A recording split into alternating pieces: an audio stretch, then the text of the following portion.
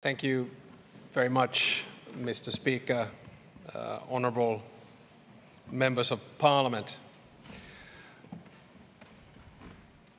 Austatut Eesti Vapariigi president. Lugupeetud Eesti rahva esindajat. Kallit sõbrad, dear friends. My wife and I would like to thank you for the warm welcome we have received here in Estonia. Aitäh. We're looking forward to our 3-day state visit, both here in Tallinn and in Tartu, and every time I'm in Estonia, I feel like being at home. You will all know that Estonia has a special place in the heart of all Finns. We have a shared identity, we have common roots, we have a similar language, which I was trying to understand. At times we've been torn apart, but we always come back together. We have a shared destiny, and today, probably more than ever. As President of Finland, it's a great honor to give a speech here in Riigikogu, the cradle of Estonian democracy. I'm speaking to you as a friend, a family member, and a head of state of an ally. Minä räägin teiega sõpra, sukulaase, liitlasriigi riigipeana. I visited Estonia dozens of times,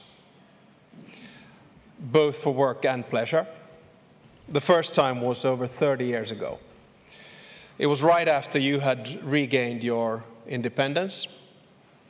And I remember watching your singing revolution with great joy when I was a young student studying political science in the United States. I even took a semester traveling in the Baltic states with my fellow students in early 1992. And it was with a sense of pride that I told my American friends about the heroic efforts of my Estonian brothers and sisters. Estonia was free at last. However, my love for Estonia began long before that.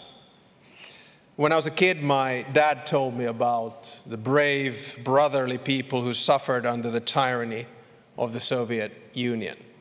We talked a lot about the Estonian language, culture, and yes, in our family about athletes and sports. I remember Heino Puuste from the 1983 World Championships in Helsinki. I remember Andrus Värnik's winning World Championship throw in 2005.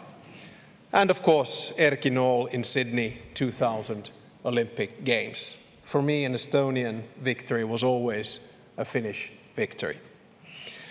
I was extremely happy when Estonia joined both the EU and the Euro. I was equally pleased, although a little bit jealous, when you joined NATO. Within a few years of independence, you had actually become more integrated to Western institutions than Finland or any other Nordic or Scandinavian country for that matter. This was, of course, good news for the Baltic Sea in general and for Finland in particular. Your membership in NATO for the 20 years that it's lasted gave us protection. And at the same time, our strong and independent defense brought stability to the region. I also remember working closely with Thomas Henrik Ilves on the Baltic Sea strategy in the European Parliament. I became close friends with Urmas Paet when I was foreign minister, and a close friend of Taavi Roivas when I was prime minister.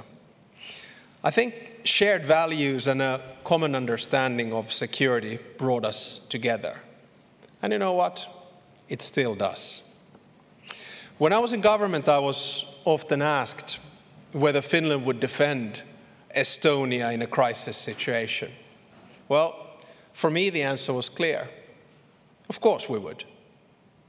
And in any case, we should be thankful that Estonia, a NATO member, would do the same for us. Today, the situation is clearer than ever. And it is called Article 5. One for all for one. You know, sometimes we Finns are a little bit shy about expressing how we feel. I think you Estonians know what I mean. So let me say it clearly here today. Finland is very lucky to have Estonia as a neighbor. We are family, friends, and allies.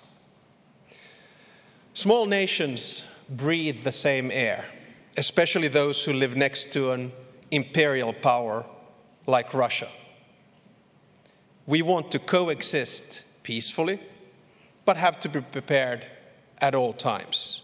For us, foreign and security policy is always existential.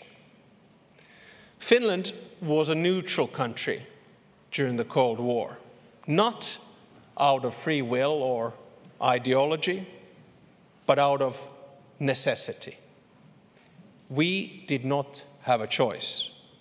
When we had a choice, we immediately joined the European Union. When there was no other choice, we became NATO members. Better late than never. And rest assured, we will do our part in the alliance. We understand the responsibilities that come with doubling NATO's border with Russia. Our defense capabilities strengthens the northeastern part of Europe. That, combined with our concept of comprehensive security, will continue to strengthen NATO in the Baltic Sea region. And again, we will do it together with Estonia, our family, our friend, our ally. The post-Cold War era is over. History did not end in 1989 or 1991, as many of us expected. The order, the balance, and the dynamics of the world politics are in flux.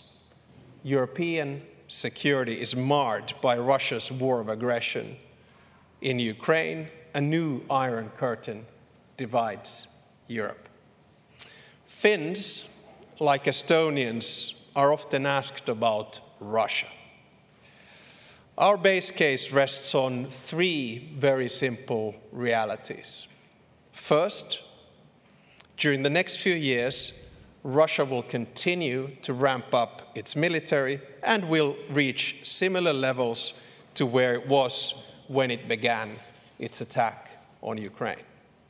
Second, nothing indicates that Russia's foreign policy will change from aggression and expansion to peaceful coexistence.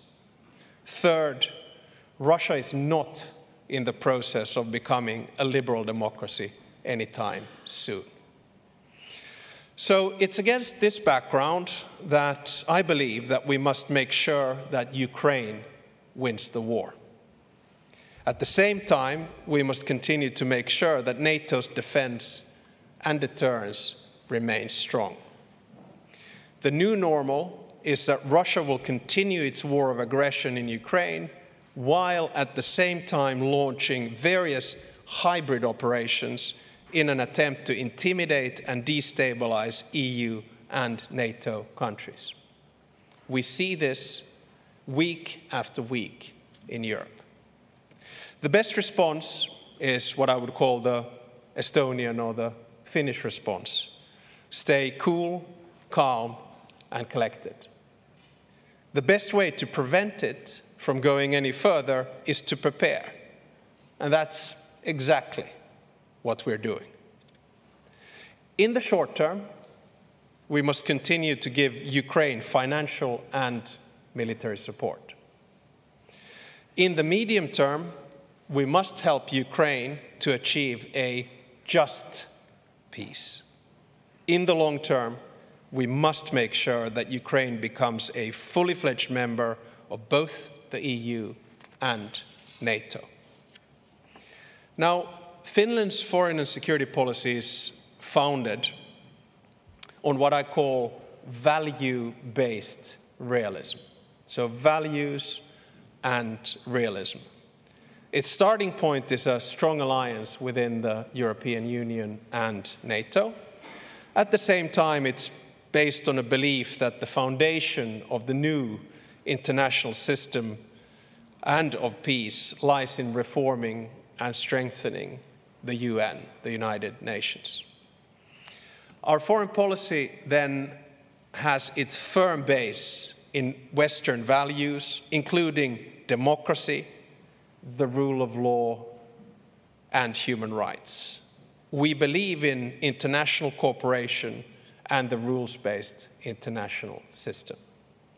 At the same time, and here is where I come to realism, our security is based on realism. That is why we maintained a strong defense capability, now as a part of a military alliance. It is also realism to understand that the great global challenges like climate change cannot be solved only between like-minded countries like Finland and Estonia. Let me finish by quoting one of the most respected statesmen of our time, Lennart Meri. He once said, and I quote, that small countries can also affect the course of history, or at least they absolutely must try to do so. In the world, no one will care about small nations if they do not themselves state their own intentions loud and clear. End of quote. I think his words should function as a guideline for the role of both Estonia and Finland in the world. Small nations must make their voices heard.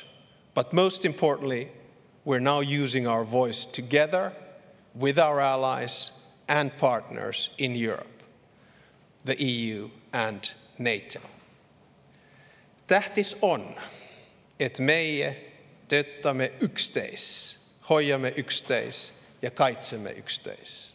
It is important that we support each other, take care of each other, and defend each other. Thank you. Äitä elakuesti.